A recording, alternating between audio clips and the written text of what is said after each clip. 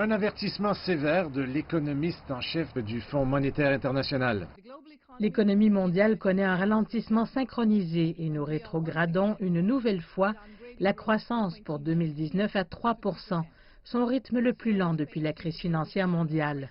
Il y a un an, le FMI soulignait ce qu'il appelait une croissance soutenue, mais les guerres commerciales menées par l'administration Trump avec des partenaires tels que la Chine ont eu des conséquences néfastes et se sont retournées contre les États-Unis. Le FMI prévoit que la production économique américaine va baisser de 0,5% l'année prochaine, alors que celle de la Chine chuterait de 2%, bien que certains économistes pensent que les perspectives de la Chine sont meilleures grâce aux réformes financières.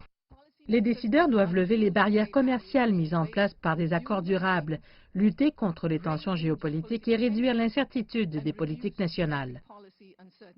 Ces barrières commerciales pourraient commencer à tomber après que les États-Unis et la Chine, la semaine dernière, se soient verbalement mis d'accord sur un accord partiel pour résoudre le conflit commercial. Pour le FMI, cela améliorerait les perspectives de croissance partout si cet accord est signé.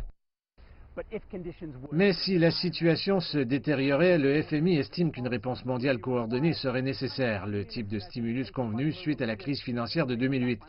Et pourtant, la stratégie «l'Amérique d'abord» du gouvernement Trump est en train d'être copiée par d'autres dirigeants populistes, qui sont moins intéressés par le consensus que leurs prédécesseurs.